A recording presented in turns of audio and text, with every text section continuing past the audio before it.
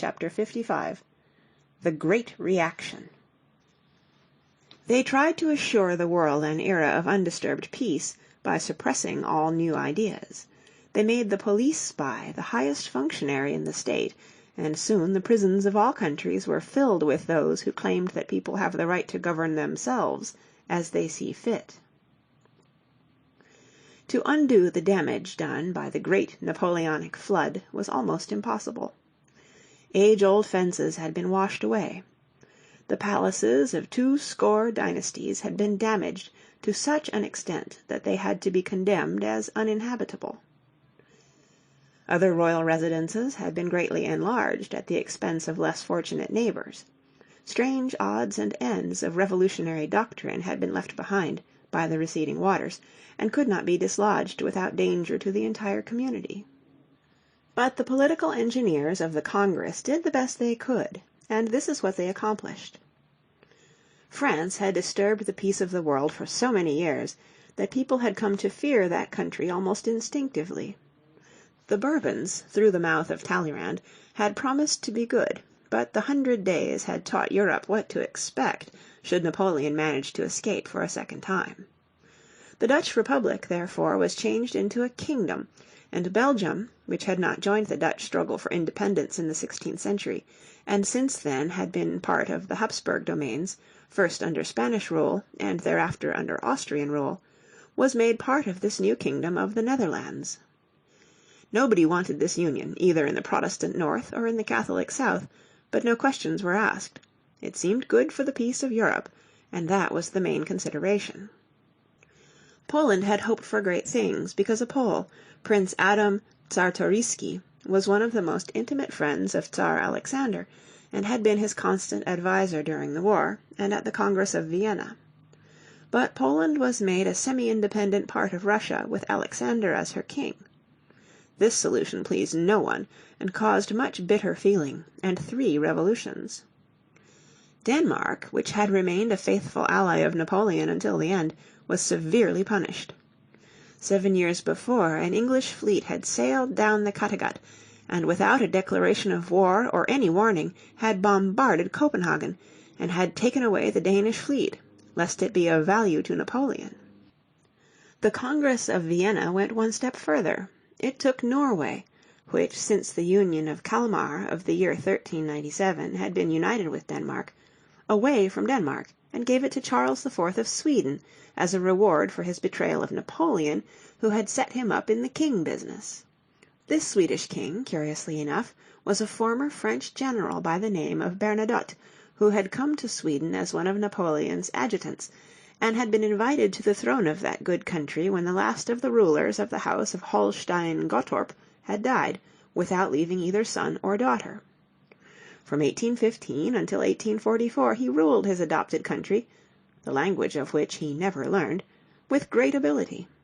He was a clever man, and enjoyed the respect of both his Swedish and his Norwegian subjects, but he did not succeed in joining 2 countries which nature and history had put asunder. The dual Scandinavian state was never a success, and in 1905 Norway, in a most peaceful and orderly manner, set up as an independent kingdom, and the Swedes bade her good speed, and very wisely let her go her own way. The Italians, who since the days of the Renaissance had been at the mercy of a long series of invaders, also had put great hopes in General Bonaparte. The Emperor Napoleon, however, had grievously disappointed them. Instead of the united Italy which the people wanted, they had been divided into a number of little principalities, duchies, republics, and the Papal State, which, next to Naples, was the worst governed and most miserable region of the entire peninsula. The Congress of Vienna abolished a few of the Napoleonic republics, and in their place resurrected several old principalities, which were given to deserving members, both male and female, of the Habsburg family. The poor Spaniards, who had started the great nationalistic revolt against Napoleon, and who had sacrificed the best blood of the country for their king, were punished severely when the Congress allowed His Majesty to return to his domains. This vicious creature, known as Ferdinand VII, had spent the last 4 years of his life as a prisoner of Napoleon. He had improved his days by knitting garments for the statues of his favourite patron saints. He celebrated his return by reintroducing the Inquisition and the torture chamber, both of which had been abolished by the Revolution. He was a disgusting person, despised as much by his subjects as by his 4 wives, but the Holy Alliance maintained him upon his legitimate throne, and all efforts of the decent Spaniards to get rid of this curse and make Spain a constitutional kingdom ended in bloodshed and executions. Portugal had been without a king since the year 1807, when the royal family had fled to the colonies in Brazil. The country had been used as a base of supply for the armies of Wellington during the Peninsular War, which lasted from 1808 until 1814. After 1815 Portugal continued to be a sort of British province until the House of Braganza returned to the throne, leaving one of its members behind in Rio de Janeiro as Emperor of Brazil, the only American empire which lasted for more than a few years, and which came to an end in 1889, when the country became a republic. In the East nothing was done to improve the terrible conditions of both the Slavs and the Greeks, who were still subjects of the Sultan. In the year 1804 Black George, a Servian swineherd, the founder of the Karageorgevich dynasty, had started a revolt against the Turks, but he had been defeated by his enemies, and had been murdered by one of his supposed friends, the rival Servian leader called Miloš Obrenović, who became the founder of the Obrenovich dynasty, and the Turks had continued to be the undisputed masters of the Balkans. The Greeks, who since the loss of their independence 2,000 years before had been the subjects of the Macedonians, the Romans, the Venetians, and the Turks, had hoped that their countryman, Capo de Istria, a native of Corfu, and together with Czartoryski, the most intimate personal friends of Alexander, would do something for them. But the Congress of Vienna was not interested in Greeks, but was very much interested in keeping all legitimate monarchs, Christian, Muslim, and otherwise, upon their respective thrones. Therefore nothing was done. The last, but perhaps the greatest blunder of the Congress was the treatment of Germany. The Reformation and the 30 Years' War had not only destroyed the prosperity of the country, but had turned it into a hopeless political rubbish heap, consisting of a couple of kingdoms, a few grand duchies, a large number of duchies and hundreds of margravates, principalities, baronies, electorates, free cities, and free villages, ruled by the strangest assortment of potentates that was ever seen off the comic opera stage. Frederick the Great had changed this when he created a strong Prussia, but this state had not survived him by many years. Napoleon had blue-penciled the demand for independence of most of these little countries, and only 52 out of a total of more than 300 had survived the year 1806. During the years of the great struggle for independence, many a young soldier had dreamed of a new fatherland that should be strong and united.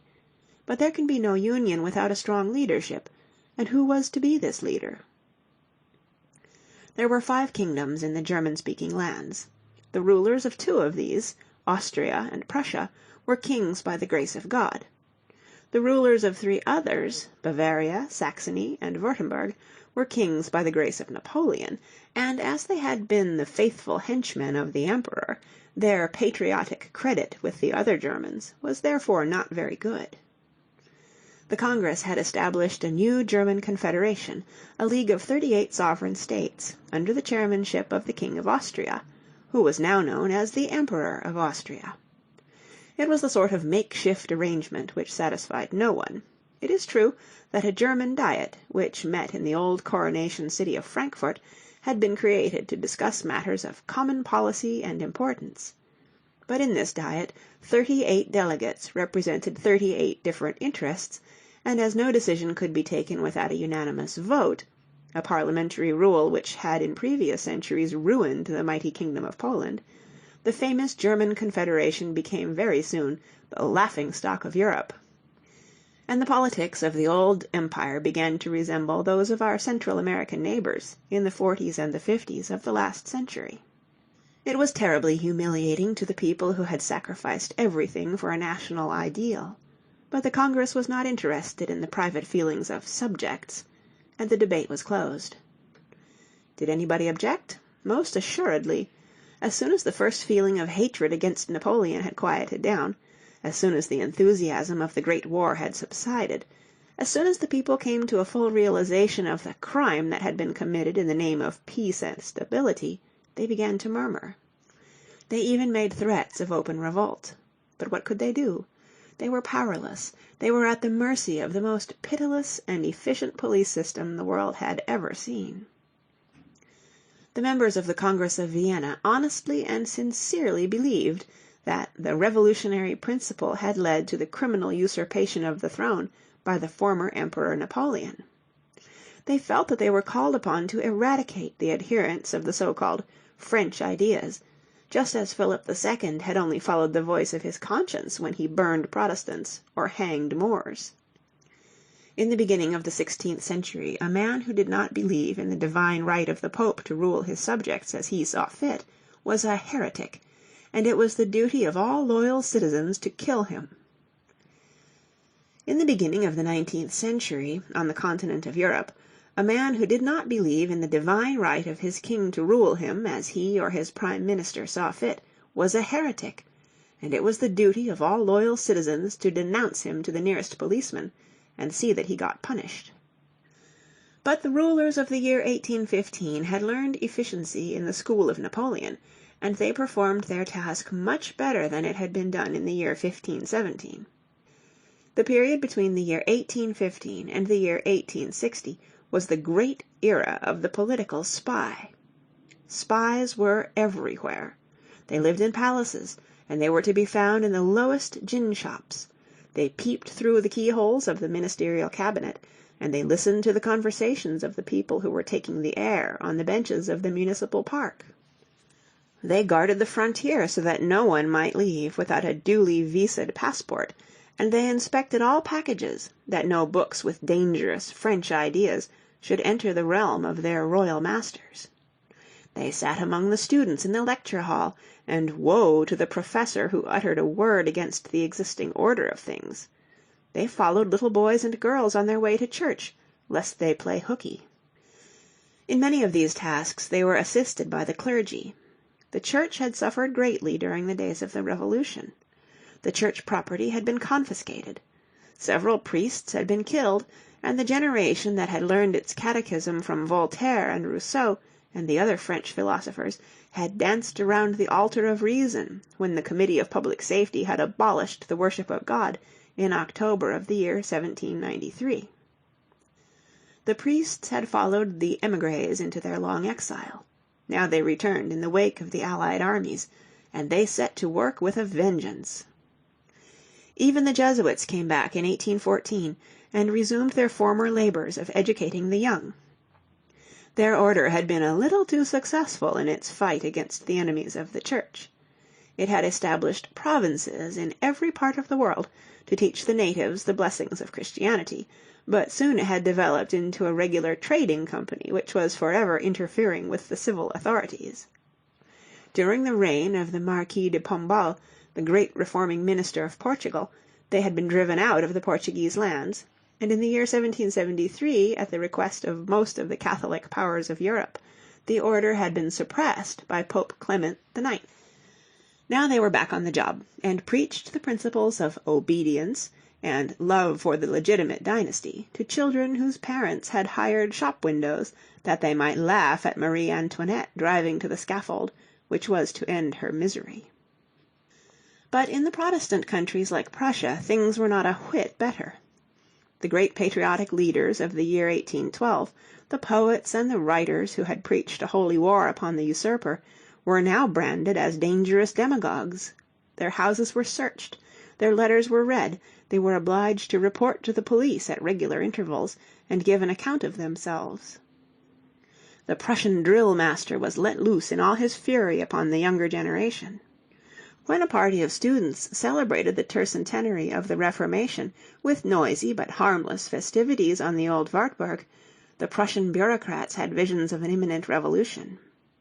When a theological student, more honest than intelligent, killed a Russian government spy who was operating in Germany, the universities were placed under police supervision, and professors were jailed or dismissed without any form of trial. Russia, of course, was even more absurd in these anti-revolutionary activities. Alexander had recovered from his attack of piety. He was gradually drifting toward melancholia. He well knew his own limited abilities, and understood how at Vienna he had been the victim both of Metternich and the Krudener woman. More and more he turned his back upon the West, and became a truly Russian ruler, whose interests lay in Constantinople, the old holy city that had been the first teacher of the Slavs. The older he grew, the harder he worked, and the less he was able to accomplish. And while he sat in his study, his ministers turned the whole of Russia into a land of military barracks. It is not a pretty picture. Perhaps I might have shortened this description of the Great Reaction, but it is just as well that you should have a thorough knowledge of this era. It was not the first time that an attempt had been made to set the clock of history back. The result was the usual one. End of chapter 55.